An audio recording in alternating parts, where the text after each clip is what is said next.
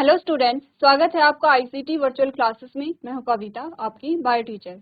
उम्मीद करती हूँ आप सभी अच्छे होंगे और स्वस्थ होंगे। सो क्लास कंटिन्यू करेंगे अपना चैप्टर जिसका नाम है एनाटॉमी ऑफ फ्लावरिंग प्लांट। ठीक है, हम बात कर रहे थे एनाटॉमी के बारे में, जिसमें हम टिश्यू सिस्टम को देख रहे थे। जो टिश्यू होते हैं वो किस प्रकार के होते हैं, हमने टिश्यू की बात कर ली है। अब हम बात कर रहे थे यहाँ पर जाइलम के बारे में, जाइलम के कुछ फीचर्स के बारे में। उससे पहले हमने क्या क्या चीजें डिस्कस की हैं यहाँ पर। हमने कहा यहाँ पर क्या होता है, जो प्राइमरी मेरिस्टेम और सेकेंडरी मेरिस्टेम के बारे में हमने बात की थी। और जब हमने प्राइमरी और सेकेंडरी मेरिस्टेम के बारे में बात की तभी हमने प्राइमरी और सेकेंडरी जाइलम के बारे में भी बात की थी। ये कुछ जाइलम और फ्लोएम के बारे में आपको इंट्रोडक्शन दिया गया है कि किन किन प्रकार के सेल से इनका फॉर्मेशन हुआ है, ये हमने देखा है। हम आगे बात कर रहे थे, यहाँ पर कुछ नए टर्म्स हमारे पास आए थे, जिसमें हमने कहा था कि जो जाइलम होता है, जाइलम जो प्राइमरी जाइलम होता है, हमने क्या कहा, जो प्राइमरी जाइलम होता है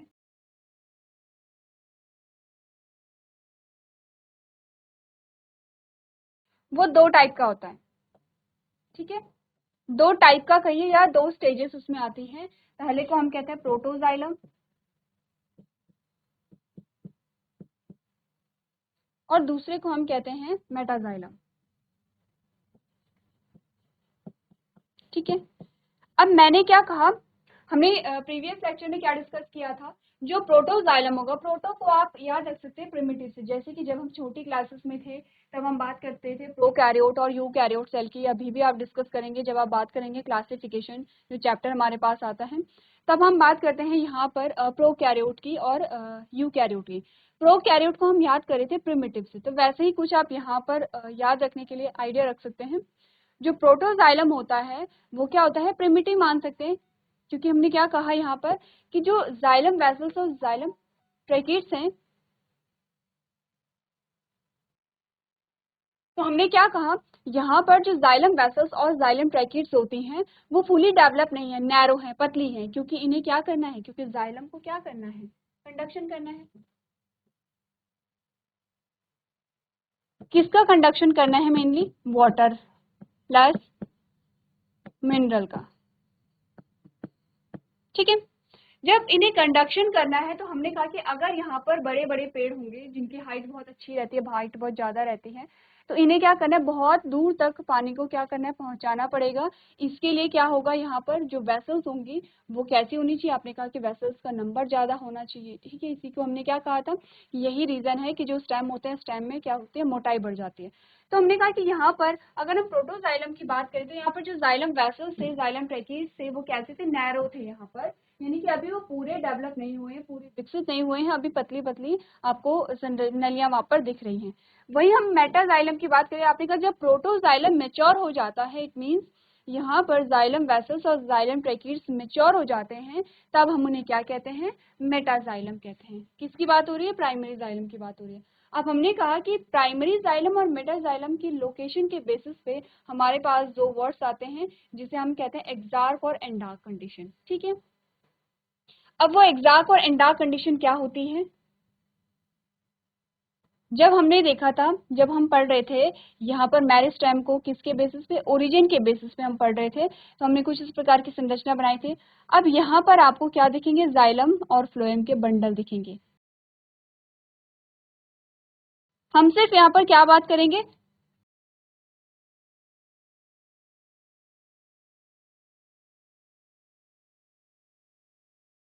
हम सिर्फ यहाँ पर जाइलम की बात करेंगे अभी के लिए, समझने के लिए आपको सिर्फ जाइलम को समझना है। ठीक है, हमने कहा कि यहाँ पर प्रोटोजाइलम और मेटाजाइलम की जो लोकेशन है उसकी बेसिस पे हम देखते हैं। हमने कहा यह यहाँ पर ये वाला जो रीजन आता है, ये वाला जो रीजन आता है यह है प्रोटोजाइलम। ठीक है, ये क्या है, P4 प्रोटोजाइलम। और ये जो ऊपर वाला रीजन आता है इसे हमने कहा ये क्या है, मेटाजाइलम है।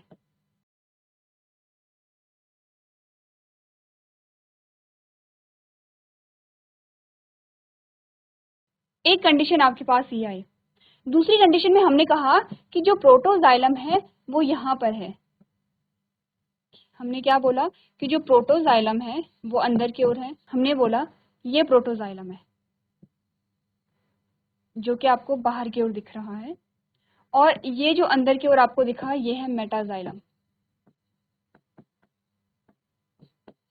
ठीक है, दो कंडीशन हमारे पास आई है। एक ये कंडीशन जहाँ पे प्रोटोजाइलम अंदर की ओर है और मेटाजाइलम बाहर की ओर है। जब प्रोटोजाइलम अंदर की ओर होता है इस कंडीशन को हम एंडार्क कहते हैं। क्या कहेंगे? एंडार्क। ठीक है, अंदर की ओर है। ठीक है, क्योंकि हम क्या कह रहे हैं, आप इसे इस प्रकार से याद रख सकते हैं, जैसे हम एपिडर्मिस को कहते हैं, ये एपिडर्मिस है, ये एंडोडर्मिस है। एंडो का मतलब जो इंटरनल है, जो आंतरिक है।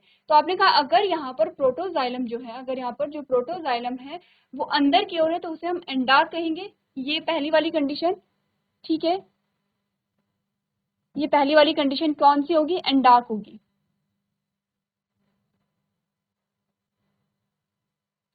सेकेंड हमने कहा जो दूसरी कंडीशन हमारे पास आती है जिसमें प्रोटोजाइलम बाहर है और मेटाजाइलम अंदर है। प्रोटोजाइलम बाहर का मतलब है कि बाहर की ओर जो वेसल्स है वो नैरो है। ठीक है, और अंदर की ओर जो वेसल्स है वो कैसे है? वेल डेवलप्ड है, नैरो नहीं है। यहाँ पे क्या है? ठीक है, इस कंडीशन को हमने क्या कहा? एक्सार कहा। क्या कहेंगे इस कंडीशन को? एक्सार।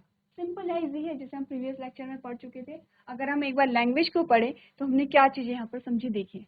हमने कहा primary xylem is of two type. जो प्राइमरी जाइलम होता है, प्राथमिक जाइलम होता है, वो दो प्रकार का होता है, प्रोटोजाइलम और मेटाजाइलम। इन स्टेम, तने में क्या होता है? प्रोटोजाइलम लाइज इन सेंटर। तने में जो प्रोटोजाइलम होता है वो कहाँ होता है? सेंटर में। सेंटर में समझ रहे आप, अंदर की ओर होता है।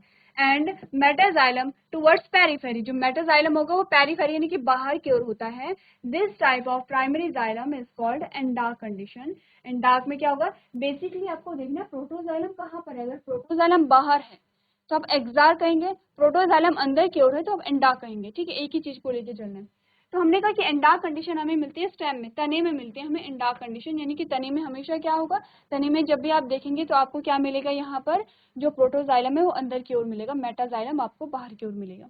रूट्स की अगर हम बात करें तो हमने कहा protoxylem lies in periphery and metaxylem lies towards the centre. This type of primary xylem is called exarch. हमने कहा जड़ों में क्या होता है? एक्साक्ट कंडीशन आते हैं। एक्साक्ट कंडीशन का मतलब है जो प्रोटोजाइलम होगा वो बाहर की ओर होगा और मेटाजाइलम अंदर की ओर होगा। ठीक है, नेक्स्ट लाइन में बताते हैं gymnosperm albuminous cells and sieve cells lack sieve tubes and companion cells. अब आपको कहा गया जो जिम्नोस्पर्म होते हैं और जो एल्बुमिनस सेल्स होते हैं उनमें सीव सेल्स और सीव ट्यूब्स क्या होते हैं यहाँ पे, एंड कंपेनियन सेल्स क्या होती हैं यहाँ पे? एब्सेंट होती हैं। तो ये बात हम कर चुके थे। अब यहाँ तक तो हमने बात कर ली है टिश्यू की। टिश्यू कैसे होते हैं? टिश्यू, सबसे पहले हमने टिश्यू को समझा, टिश्यू क्या होता है, टिश्यू के प्रकार को हमने समझा। ठीक है, अब हमने कहा कि जो टिश्यू के प्रकार होते हैं उनका ओरिजिन कैसे हुआ होगा, उनका स्ट्रक्चर कैसा है, ये सारी चीजें हमने डिस्कस की हैं। अब हमें डिस्कस करना है यहाँ पर स्ट्रक्चर, क्योंकि आप एनाटॉमी पढ़ रहे हैं। तो अब हम क्या करेंगे यहाँ पर? रूट, स्टेम और लीफ, तीनों की हम क्या करेंगे? एनाटॉमी पढ़ेंगे, जिसमें आप टीएस को स्टडी करते हैं। टीएस का मतलब आप समझ रहे हैं। आपने क्या किया? स्लाइड बनाई, उसके लिए आपने बहुत छोटे छोटे वहाँ पे क्या लिए? स्लाइड को बनाने के लिए क्या लिए? छोटे छोटे पार्ट्स आपने वहाँ पे लिए हैं, बहुत जो कैसे होते हैं? थीन होते हैं। आपने स्लाइड प्रिपेयर की, अब आप उसे माइक्रोस्कोप में जब स्टडी करते हैं, अब आप देख रहे हैं कि सारे पार्ट्स आपके पास विजिबल हैं। वो एपिडर्मिस हो गया है, या कॉर्टेक्स हो गया है, या एंडोडर्मिस हो गया है, या वैस्कुलर बंडल आ गया है, पीथ है। ठीक है, मेडुलरी रेज आती हैं। तो ये सारी चीजें आपके पास विजिबल होती हैं। हमें एक एक करके इन सारे पार्ट्स को स्टडी करना है कि एपिडर्मिस किस प्रकार की होती है, कॉर्टेक्स किस प्रकार की होती है, किस प्रकार के सेल से मिलकर के बनी होती है। तो इसी प्रकार से हम सारे पार्ट्स को यहाँ पे डिस्कस करेंगे, और इसी के साथ हम क्या करेंगे यहाँ पे? Monocot, root, leaf and stem, और डाइकॉट, रूट, स्टेम और लीफ के क्या करेंगे? टीएस को स्टडी करेंगे।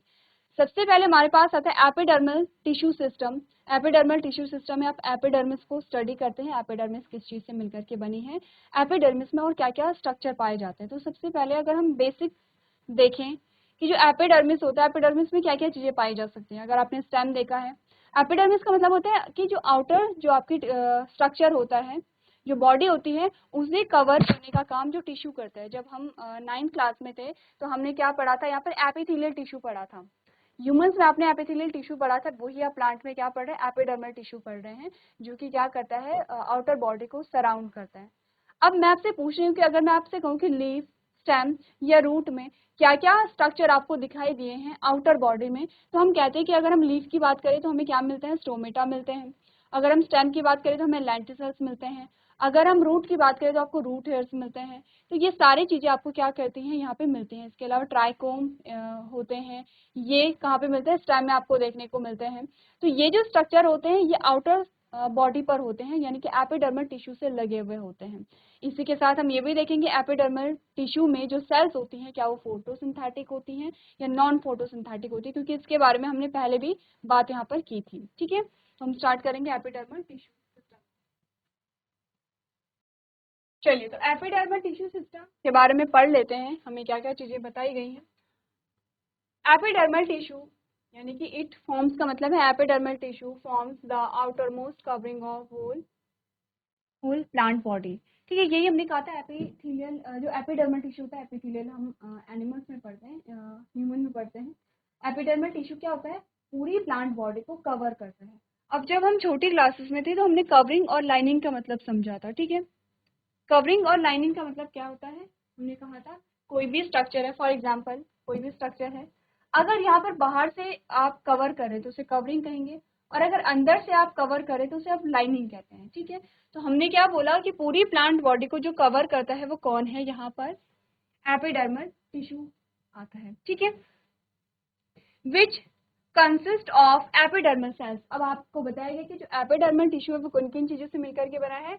एपिडर्मल सेल्स होती हैं, कौन कौन सी हो सकती हैं, वो पैरेन्काइमा हो सकती है या कॉलेनकाइमा हो सकती है। ठीक है, अब ये पैरेन्काइमा कॉलेनकाइमा कहाँ पे थे, जब आपने पढ़ा था यहाँ पर परमानेंट टिश्यू के बारे में। ठीक है, सिंपल परमानेंट टिश्यू के बारे में हमने पढ़ा था। तो हमने कहा एपिडर्मल टिश्यू एपिडर्मल सेल से मिलकर के बना होता है, स्टोमेटा से मिलकर के बना होता है, स्टोमेटल अपेंडेजेस से मिलकर बना, एपिडर्मल अपेंडेजेस से मिलकर के बना होता है। एपिडर्मल अपेंडेजेस में क्या क्या आते हैं, जैसे कि ट्राइकोम हो गए हैं, जैसे कि रूट हेयर्स हो गए हैं। ठीक है, ट्राइकोम जो आपका मिलता है वो स्टेम में मिलेगा, रूट हेयर आपके कहाँ पे मिलेंगे, रूट पे मिलेंगे। इस लाइन को पढ़िए और बताइए, यहाँ तक की बात क्लियर है तो हम आगे बढ़ेंगे।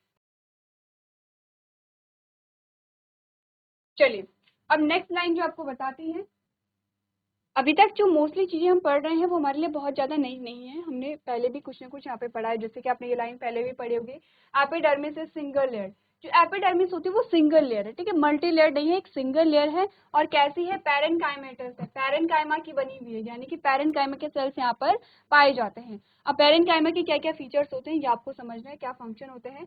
With waxy thick layer of cuticle to prevent water loss. आपने कहा कि यहाँ पर क्या होगा, जो एपिडर्मिस बनी होती है वो पैरेन्काइमा के सेल से मिलकर के बनी होती है, थिक क्यूटिकल के लेयर होते हैं। अब जब हमने लीफ का स्ट्रक्चर देखा था, जब आप फोटोसिंथेसिस आपने पढ़ा होगा और वहां पर हमने लीफ का स्ट्रक्चर देखा था, तो क्या हमने बात कही थी, इस प्रकार से आपने लीफ का स्ट्रक्चर देखा था। ये कुछ सेल्स आपके पास आई थी इस प्रकार से। ठीक है, तो ये आपके कुछ सेल्स आई थी, फिर कुछ राउंड आपके पास सेल आई थी, और फिर से आपके पास इसी प्रकार की जो ऊपर आपने हमने सेल बनाई है वो आई थी।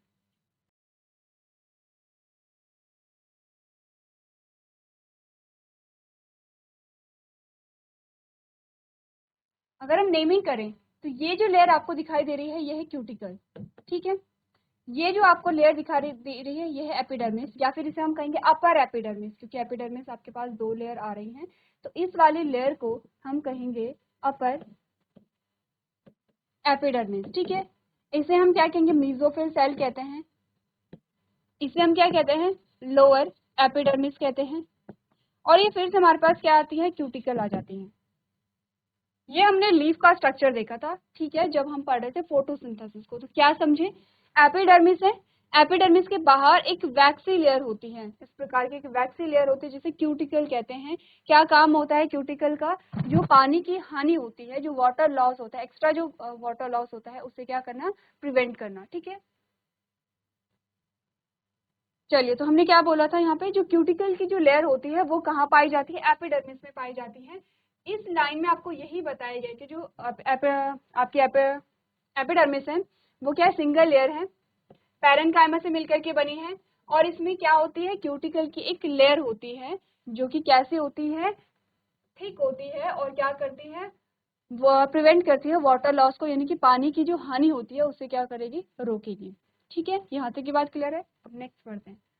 Stomata is present in epidermis of leaf. जो पत्ती की एपिडर्मिस होती है उसमें स्टोमेटा पाए जाते हैं। कहाँ पर पाए जाते हैं, कहाँ पर पढ़ा था हमने? अगर हम यहाँ पर स्टोमेटा को पढ़े, हमने कहा था मैक्सिमम जो स्टोमेटा, जो रंध्र पाए जाते हैं, जो यहाँ पर आपको इमेज भी दिखाई गई है, वो यहाँ पर पाए जाते हैं, जो आपकी लोअर एपिडर्मिस है। ठीक है, जो लोअर एपिडर्मिस है वो वहां पर आपको मैक्सिमम स्टोमेटा मिल जाएंगे। कुछ कुछ में अपर एपिडर्मिस में भी पाए जाते हैं, लेकिन कम होते हैं। मैक्सिमम नंबर जो स्टोमेटा का होता है वो कहाँ पर होगा? लोअर एपिडर्मिस में होगा। ठीक है, ये स्टोमेटा का ही आपको डायग्राम दिखाया गया है। तो हमने बोला कि जो पत्ती की एपिडर्मिस होती है उस पर क्या पाया जाता है? स्टोमेटा पाया जाता है। अब आपसे पूछा जाए कि पत्ती में स्टोमेटा कहाँ पाए जाते हैं, तो क्या कहेंगे आप लोग? पत्ती की एपिडर्मिस में पाए जाते हैं। ठीक है, it regulates the transpiration and gases exchange. ठीक है, अब ये हम जानते हैं कि स्टोमेटा का फंक्शन क्या होता है। बहुत छोटी क्लास का क्वेश्चन है कि क्या काम करता है रंध्र। आपने कहा गैसेस एक्सचेंज में जो CO2 और O2 का जो क्या हो रहा है, आवागमन हो रहा है, वो किसके द्वारा होता है? रंध्र के द्वारा होता है। दूसरा ट्रांसपिरेशन यानी कि वाष्पोत्सर्जन की जो प्रक्रिया हो रही है वो किसके द्वारा हो रही है? रंध्र के द्वारा। नेक्स्ट है in dicot stomata are bean shaped having two guard cells closing the stomatal pores. आपने कहा डाइकॉट की बात हो रही है। डाइकॉट का मतलब समझते हैं आप लोग? डाइकॉट का मतलब होता है ऐसे प्लांट जिनके जो सीड होते हैं वो दो पार्ट में डिवाइड हो जाते हैं, दो भागों में आप उन्हें विभाजित कर सकते हैं। जैसे कि आपने कहा कि हम बात करते हैं पी की, मटर की। मटर को हम दो भागों में विभाजित कर सकते हैं। जैसे कि आपने कहा कि जो बीन्स होती हैं, आप क्या करते हैं? उन्हें दो भागों में विभाजित कर सकते हैं, डाइकॉट कहते हैं। ऐसे बीज जिन्हें आप दो भागों में, यानी कि नेचुरली जो खुद से दो भागों में विभाजित नहीं हो पाते हैं, उन्हें मोनोकॉट कहेंगे। जैसे कि हम कहते हैं वीट, गेहूं का जो दाना होता है गेहूं का दाना, वो दो भागों में विभाजित नहीं होता है, वो मोनोकॉट है। ठीक है, अब जो पी है, जो मटर का दाना है, हम देखते हैं मटर का दाना खुद ही दो भागों में विभाजित हो गया। जो राजमा के जो आप दाल खाते हैं वो दो भागों में विभाजित हो जाती हैं। तो जितनी भी आप दालें या जितनी भी आप बीज देखते हैं जो दो भागों में विभाजित हो जाते हैं उन्हें डाइकॉट कहेंगे। और जो बीज नेचुरली या स्वाभाविक रूप से दो भागों में विभाजित नहीं होते हैं उन्हें मोनोकॉट कहेंगे। ठीक है, अब हम कह रहे हैं कि जो डाइकॉट होते हैं उनमें जो स्टोमेटा होते हैं वो बीन की शेप के होते हैं। बेसिकली आपको बताया गया है इस प्रकार से, यहाँ पर जो स्टोमेटा है वो बीन की शेप के, ये आपको डाइकॉट में बताया गया। जो डाइकॉट होते हैं उनका जो स्टोमेटा होता है वो इस प्रकार का होता है, जो यहाँ पर इस इमेज में आपको, यहाँ पर ये वाली जो इमेज आपको दिखाई गई है, आपको कहा गया कि बीन की शेप के होते हैं। कैसे हम बनाएंगे? अगर हम बनाएं, सिंपल सी बात है, आपको कहा गया है कि स्टोमेटा जो होते हैं वो इस प्रकार के होते हैं,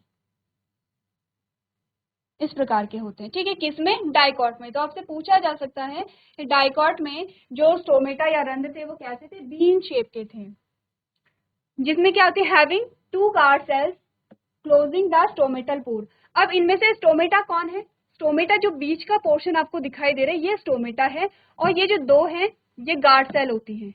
इन्हें हम क्या कहते हैं? गार्ड सेल कहते हैं। ठीक है, तो बीच में क्या होगा? स्टोमेटा होगा, ये गार्ड सेल्स आपके आती हैं।